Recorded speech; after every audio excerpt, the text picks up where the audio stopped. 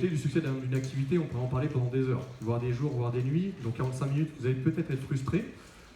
Mais bon, vous aurez quand même déjà pas mal d'informations. Et aussi, ensuite, le témoin aussi de notre soirée, c'est le fait qu'on est beaucoup mieux à travailler ensemble que les uns contre les autres. Que la guerre, elle n'est pas entre nos départements, elle est à l'échelle beaucoup plus internationale en termes de tourisme. Mais évidemment, nous, on a intérêt à le convaincre de venir dans nos départements et de notre agglomération pour travailler encore une fois main dans la main tous ensemble. Aujourd'hui, on a des voyageurs qui sont capables pendant un séjour d'une semaine ou de 15 jours de goûter différentes expériences au sein de différents types d'établissements. Alors qu'avant, il était cantonné hôtel, hôtel, hôtel. Aujourd'hui, il peut être cantonné hôtel, plus Airbnb, appartement meublé, centre-ville, plus chambre d'hôte, plus camping le week-end par exemple.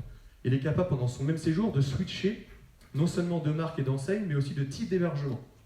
Donc ça, je pense que vous l'avez vu depuis ces dernières années. Vous avez une clientèle aussi qui a évolué par rapport à ça.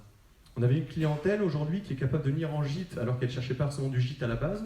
Elle est capable de venir en chambre d'hôte alors qu'elle cherchait l'hôtel ou l'inverse. Donc là, on a encore une fois la deux lectures. On peut se dire, mince, c'est problématique parce que j'ai des challenges de concurrence. J'ai ces problématiques-là qui m'embêtent un petit peu, mais en même temps, si on voit le bon côté de la chose, on peut se dire, tant mieux.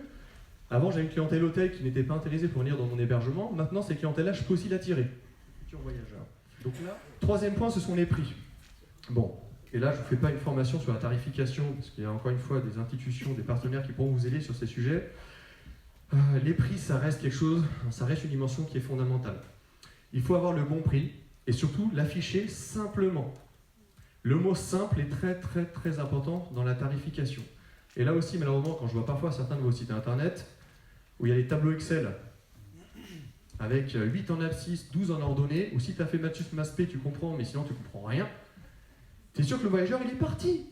Il va partir de ton site. Il ne va peut-être même pas venir dans notre agglomération, c'est ça la tristesse. Il va peut-être même pas venir chez nous physiquement dans notre territoire. Il est barré, ça se trouve ailleurs, tellement qu'il a zappé, qu'il a eu plein d'idées, etc.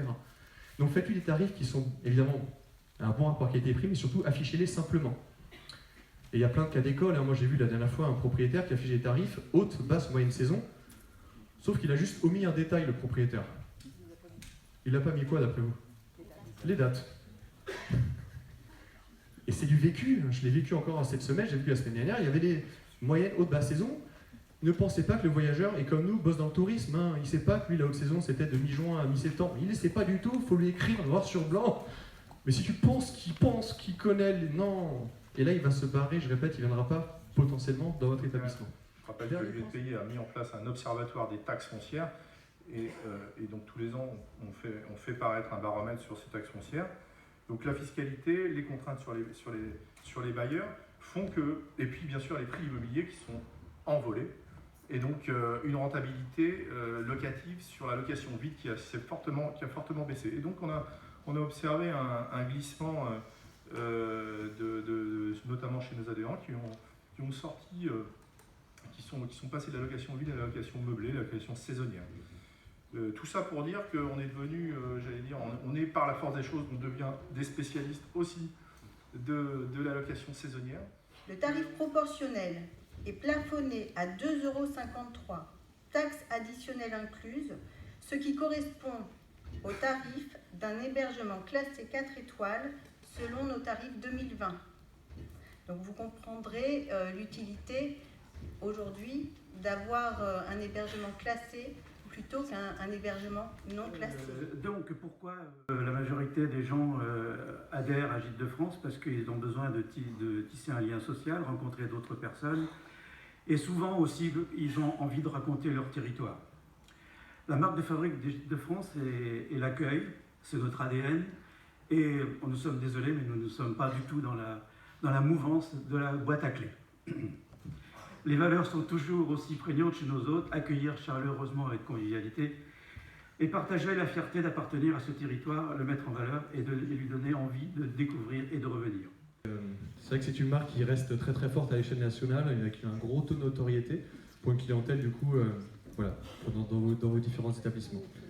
Alors, le quatrième, est-ce que ça va? Vous tenez toujours le coup? Bon, l'estomac commence à... Très bien. Merci Jérôme en tout cas. Pour cette brillante présentation. Bonjour à toutes et à tous. Donc pour débuter Charente Tourisme, en quelques mots, qui sommes-nous? Une entreprise qui est née en 2017, issue de la fusion des agences de développement touristique de la Charente-Maritime et de la Charente. Une équipe qui est composée de 47 personnes aujourd'hui, avec 2 tiers des effectifs à La Rochelle et 1 tiers des effectifs à Angoulême. Et une stratégie, une mission qu'on peut synthétiser en 2 grands domaines d'activité.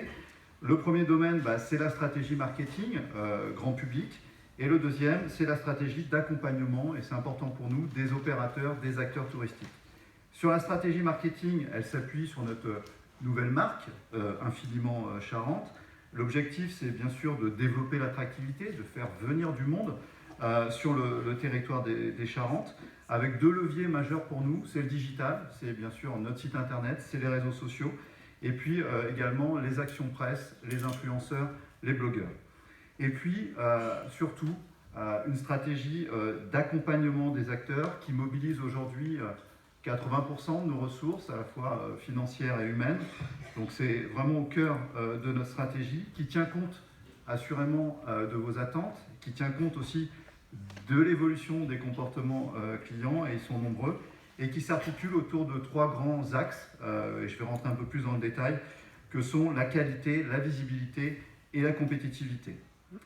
On défend l'idée. Alors, nos sites de destination, ils sont de plus en plus complets, exhaustifs, ils racontent des histoires, vous le verrez, ils ciblent des thématiques, et on va assez loin avec des prestataires, donc vous avez plus ces recherches à faire. Demain, le site internet de séjour va contribuer. Ça nous permet finalement de pouvoir vous permettre à vous de favoriser la prescription, d'avoir accès à des expertises et des connaissances comme on vient de faire ce soir, et d'échanger entre vous. Et ça, je crois que c'est vraiment, enfin, en tout cas pour nous, c'est vraiment le plus important. Pour ça, ça veut dire qu'on a besoin évidemment de vous connaître. Et pour vous connaître, il faut aussi que vous vous fassiez connaître à nous. Donc il faut aussi que vous nous alliez vers nous quand nous on n'arrive pas à aller vers vous, que vous nous donniez vos coordonnées, juste ça. Ça coûte rien, c'est juste que ça permet du coup de vous inviter à ce genre de réunions et de soirées. Voilà, moi aussi je suis très contente de vous avoir tous autour de nous. Je remercie vraiment l'ensemble des équipes qui se sont mobilisées pour vous accueillir ce soir.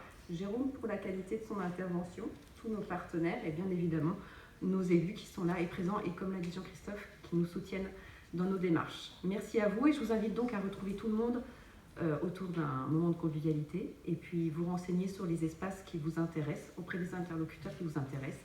Et si vous n'avez pas toutes les réponses, nous serons également après encore bien sûr à vos dispositions. Merci à tous.